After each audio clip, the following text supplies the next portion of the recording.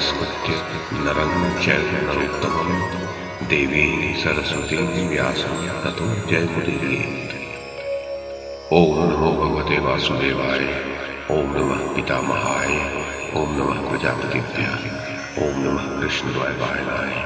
ओम नमः सर्वविघ्नविनायकेभ्यः।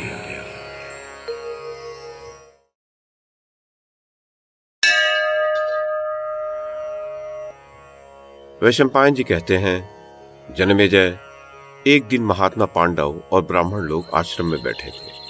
उसी समय प्रियवादिनी द्रौपदी और सत्यभामा भी आपस में मिलकर एक जगह बैठी। उन दोनों की भेंट बहुत दिनों पर हुई थी, अतः वे प्रेम पूर्वक आपस में हंसी करने लगी और कुरुकुल एवं यदुकुल से संबंधित नाना प्रकार की बातें करने लगी। इसी समय श्री कृष्ण की प्रेयसी महारानी सत्यभामा ने द्रुपद नंदिनी कृष्णा से कहा, बहन, तुम्हारे पति पांडव लोग लोकपालों के समान शूरवीर और सुदृढ़ शरीर वाले हैं। तुम उनके साथ किस प्रकार का व्यवहार करती हो, जिससे कि वे तुम पर कभी कुपित नहीं होते और सर्वदा तुम्हारे अधीन रहते हैं? प्रिय, मैं देखती हूँ कि पांडव लोग सर्वदा तुम्हारे वश में रहते हैं और तुम्हारा मुंह ताका करते हैं। सो ये रहस्य मुझे भी बताओ ना।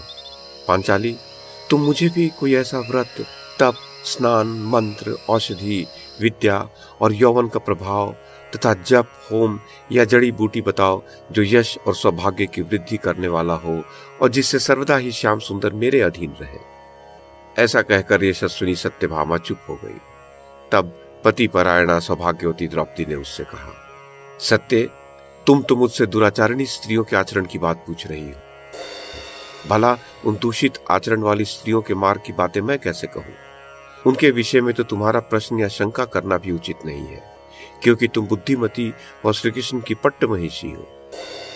जब पति को यह ज्ञात हो जाता है कि गृह देवी उसे नियंत्रण में करने के लिए किसी मंत्र तंत्र का प्रयोग कर रही है, तो वह उससे उसी प्रकार दूर रहने लगता है जैसे गृह में घुसे हुए किसी सर्प से। इस प्रकार जब चित्त में उद्वेग हो जाता है तो शांति कैसे रह सकती है, और जो शांत नहीं है उसे सुख कैसे मिल सकता है? अतः मंत्र तंत्र से कभी भी पति अपने पत्नी के वश में नहीं हो सकता। इसके विपरीत इससे कई प्रकार के अनर्थ हो जाते हैं। धूर्त लोग जंतर मंतर के धोखे से ऐसी वस्तु दे देते हैं जिनसे भयंकर रोग पैदा हो जाते हैं तथा पति के शत्रु इसी धोखे से विष तक दे डालते हैं। वे ऐसे चूर्ण होते हैं कि जिन्हें यदि पति जिह्वा या त्वचा से भी स्पर्श कर ले तो वे निसंदेह उसी क्षण उसको मार डालें। ऐसी स्त्रियां अपने पतियों को नाना प्रकार के रोगों का शिकार बना देती हैं। वे उनकी कुमति से जलोदर, कोढ़, बुढ़ापे, नपुंसकता, जड़ता और बधिरता आदि के पंजों में पड़ जाते हैं। इस प्रकार पापियों की बातें मानने वाली ये पापनी नारियां अपने पतियों को तंग कर डालती हैं, किंतु स्त्री को तो कभी किसी प्रकार अपने पति का अप्रिय नहीं करना चाहिए।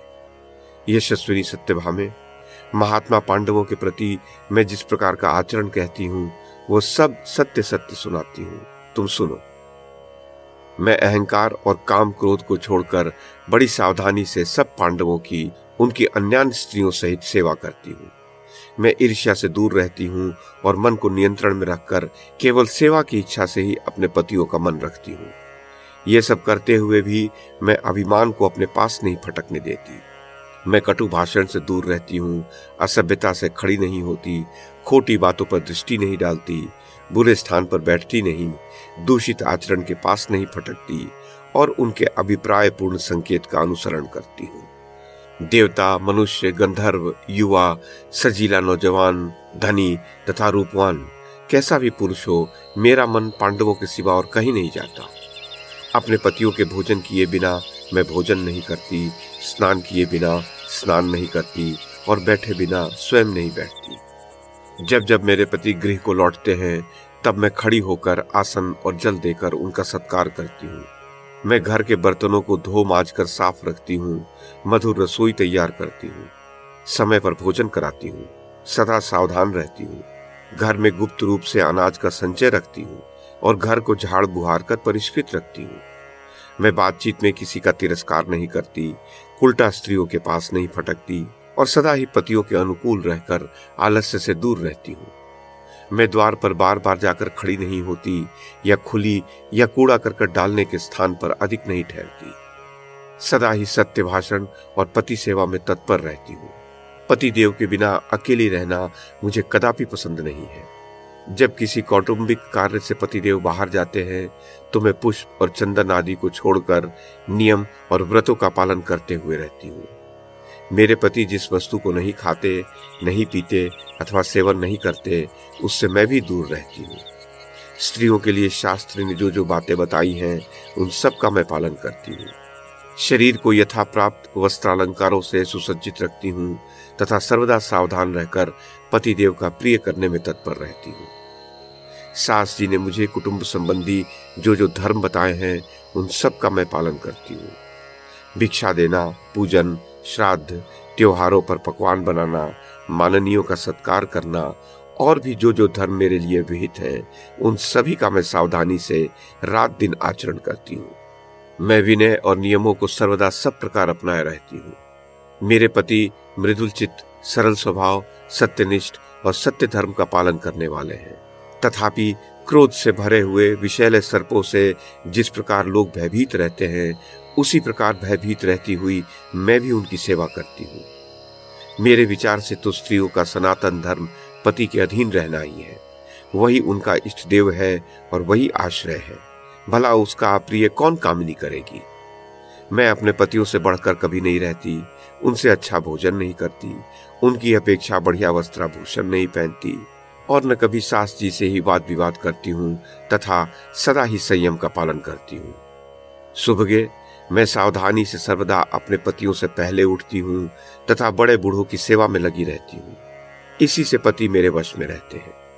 वीर माता सत्यवादिनी आर्या कुंती की मैं भोजन, वस्त्र और जल आदि से सदा ही सेवा करती रहती हूँ। वस्त्र, आभूषण और भोजन आदि में मैं कभी भी उनकी अपेक्षा अपने लिए कोई विशेषता नहीं रखती। पहले महाराज युधिष्ठिर के भवन में नित्य प्रति 8 सहस्त्र ब्राह्मण सुवर्ण के पात्रों में भोजन किया करते थे। महाराज युधिष्ठिर 88 सहस्त्र गृहस्थ स्नातकों का भरण पोषण करते थे और उनके 10 सहस्त्र दासियां थीं। वे मणिजटित सुवर्ण के आभूषणों से सुसज्जित रहती थी। मुझे उनके नाम, रूप, भोजन, वस्त्र सभी बातों का पता रहता था और इस बात पर भी दृष्टि रहती थी कि किसने क्या काम कर लिया है और क्या नहीं किया। मतिमान कुंती नंदन की 10 सहस्त्र दासियां हाथों में थाल लिए दिन रात अतिथियों को भोजन कराती रहती थी। जिस समय इंद्रप्रस्थ में रहकर महाराज युधिष्ठिर पृथ्वी पालन करते थे उस समय उनके साथ 1 लाख अश्व और 1 लाख गज चलते थे। उनकी गणना और प्रबंधन मैं ही करती थी और मैं ही उनकी आवश्यकताएं सुनती थी। अंतःपुर के ग्वालों और गरेड़ियों से लेकर सभी सेवकों के कामकाज की देखरेख भी मैं ही किया करती थी। यशस्विनी सत्यभा में महाराज की जो कुछ आय, व्यय और बचत होती थी उस सब का विवरण मैं अकेली ही रखती थी। पांडव लोग कुटुंब का सारा भार मेरे ऊपर छोड़कर पूजा पाठ में लगे रहते थे और आने जाने वालों का स्वागत सत्कार करते थे और मैं सब प्रकार के सुख छोड़कर उसकी संभाल करती थी। मेरे धर्मात्मा पतियों का जो वरुण के भंडार के समान अटूट कोष था उसका पता भी एक मुझ ही को था। मैं भूख प्यास को सहकर रात दिन पांडवों की सेवा में लगी रहती। उस समय रात और दिन मेरे लिए समान हो गए थे। मेरी यह बात सुन सच मानो कि मैं सदा ही सबसे पहले उठती थी और सबसे पीछे सोती थी। पतियों को वश में करने का मुझे तो यही उपाय पता है। दुष्टा स्त्रियों के से आचरण न तो मैं करती हूं और न मुझे अच्छे ही लगते हैं। वैशंपायन जी कहते हैं, जन्मेजय, द्रौपदी की ये धर्मयुक्त बातें सुनकर सत्यभामा ने उसका आदर करते हुए कहा, पांचाली, मेरी एक प्रार्थना है, तुम मेरे कहे सुने को क्षमा करना। सखियों में तो जानबूझकर भी ऐसी हंसी की बातें कह ही दी जाती है।